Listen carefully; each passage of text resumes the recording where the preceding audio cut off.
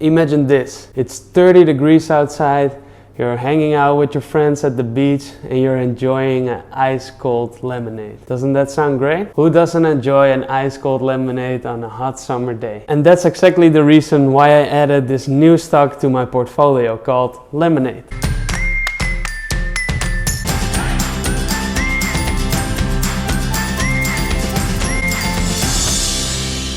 Hey guys, and welcome back to my channel. My name is Kouwboer and thanks for watching. And in this video, episode 5 of my series, A Road to 100,000. And like I said in the previous episode, I already bought this stock and I was making a video about it.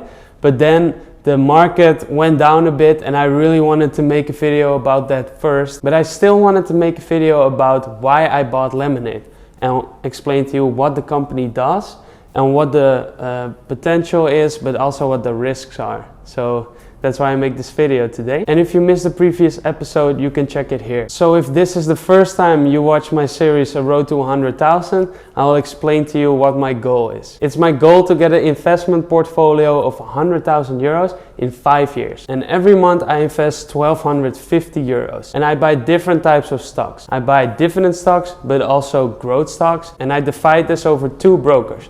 Those are BUX Zero and DEGIRO. And if you want to invest just like me on BUX or on DEGIRO, I have a link in the description where you can make an account and we both will get a nice bonus. So if you want to use that, I would really appreciate it. Every month I make some videos about the different stocks that I'm buying, about the companies, what are they doing, what are the potentials, what are the risks.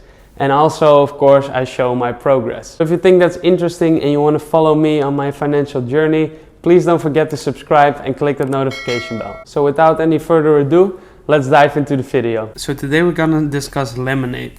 And like I said in the intro, everyone likes the lemonade, but this lemonade is a little bit different. This company is about insurances. And Lemonade is quite different if you compare it with other insurance companies. They really try to make it as easy as possible. They have an app that you can go online.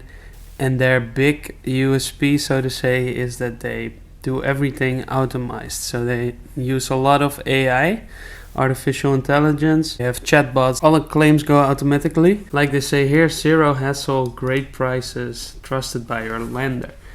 And one thing I want to touch on with Lemonade is the reviews, because they have been amazing. If you look at here, Lemonade Insurance Company, they get a 4.86 out of 2,117 reviews. So that's really great. And I even saw someone commenting like, Lemonade is such a nice name in the insurance world. It makes it more fun, and that's really what they are about. Right now they offer 4 different insurance products for homeowners, renters, pets and life. And another thing that I think is really cool is the Lemonade Giveback. Here's our mission: transform insurance from a necessary evil into a social good. We designed Lemonade to bring out the best in people while giving society a push for the better. Introducing the Lemonade Giveback. And I think this is really cool, and no other insurance company does this. You select a non-profit that you care about, so you can choose one of your liking. And the unclaimed money that you pay in premiums, they will give it to a nice cause that you support. So that's really nice. Last year they gave more than $1 million back, and as you see, it has been growing a lot. And not only the givebacks have been growing, but the revenue of Lemonade as well. As I mentioned before, I already bought the stock Lemonade when it was 115 per share. Obviously it has been going down, but I still believe in this company and I bought it long term. There's huge growth potential and I really believe in their business model. As you can see here on the 1 year chart, it hasn't even been a year since Lemonade IPO'd. That means when they went to the stock market, the first price was around $70 per share. It went kind of stable, a little bit down, and then it had a huge spike to like 180. It went down to like $86. And here, let me show you where I bought, because if you look at the 1 month chart, it was going well, then it went down quite a bit here. You can see it's a pretty steep drop of 16%. So I thought, wow, this is a good moment to buy in. But then it even went lower. Instead of panicking and selling all my Lemonade shares, I bought even more. So I basically doubled down, like you could see in the last episode. And right now it's around 99.7 US dollars per share. And my average buying price is 99.5. So right now I'm kind of break even with Lemonade. But like always, I bought this for the long term. And I also read the 10K form. That's basically their tax filing for the year. If you want, I can leave a link in the description. It's a pretty big document of 156 pages. But I think it's really interesting to read this stuff. And I highlighted some of the things that I thought were kind of interesting. So I just wanted to mention some of the risks that they wrote down. Yeah, it's always nice to talk about the positive things of a company, but you also have to look at the risk, because with investing, there's always risk, especially if you invest in such a young, fast-growing company like Lemonade, because they're still not making a profit. And who says that they will keep this fast-paced growth? Here they say we have a history of losses and we may not achieve or maintain profitability in the future. So that's the first one. We could be forced to modify or eliminate our Giveback, and their Giveback option is a big USP if you compare them with other insurance policies. So yeah, if they have to eliminate that because of profitability or other reasons, it might make people want to leave them because then they lose their edge. If we are unable to expand our product offerings, our prospects for future growth may be adversely affected. So like I mentioned before, there are still many different insurance products that they can introduce and therefore grow their business, and also they can grow their market, because right now they are operating in all US states, but they're just starting and there's still a lot of growth there, but also in other parts of the world. Right now they are in 31 European countries. They started last year in the Netherlands and Germany as well, but they're also expanding their markets. They also say our expansion within the US and future international expansion strategy will subject us to additional costs and risk, and our plan may not be successful. Of course, it's really nice that you can say, okay, they can go to China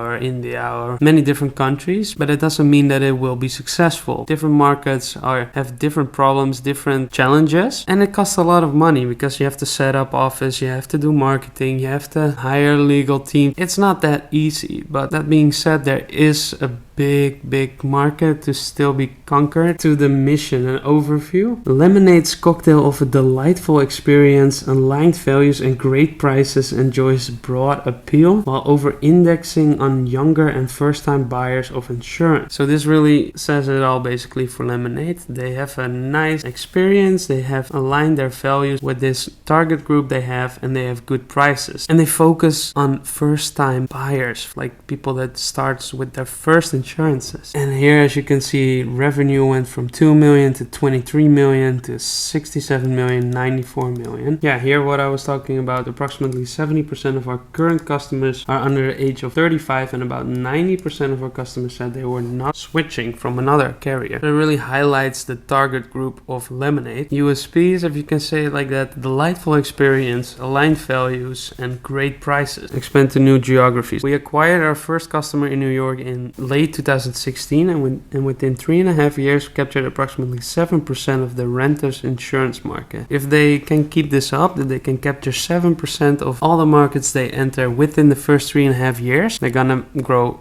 big time. As of December 31, 2020, we were licensed to operate in states covering 95% of the US population. And here we see what I think is their biggest strength, is that they fully focus on technology. And because of that, they can expand so much faster than the competition. And here we can see one of the things that proves that. What they did is they compared the amount of employees for competitors, other insurance companies, and see how much customers they have. And here it says that approximately 150 to 450 customers per employee. But Lemonade has over 1,700 customers per employee, and they're just getting started. So this number is probably going up a lot, and that makes it so much easier to scale their business because they can attract a lot of new customers and they don't need to hire as much people to serve those people. Here we can see the amount of customers they had. End of 2019 it was 640,000, and at the end of 2020 they had more than 1 million customers. Another thing that's important, if you look at the financial stats, status of a company is to see if their current assets cover their current liabilities. And in this case, it does. Of course, they IPO'd not that long ago, so they got a lot of cash from that. But right now, cash equivalents, and restricted cash, they have more than 570 million, and their total liabilities are 280 million. So that means with just the cash alone that they have, they can basically twice pay off all their debt. So that's a good sign, because it means that they won't go bankrupt anytime soon, and they have a lot of cash available for investments. And here you can see that more than 50% comes from just 3 states alone, from California, Texas, and New York. So there is so much room to grow here. As you can see, they have entered so many different markets, and they're in many different stages, but most of them are really at the beginning. If they can achieve the same amount of growth they had in those kind of states, we will see big time gains. So that was it, guys. Episode 5 of my series, A Road to 100,000. Let me know in the comments down below what you think about the stock Lemonade. And if you like this video, please don't forget to smash that like button.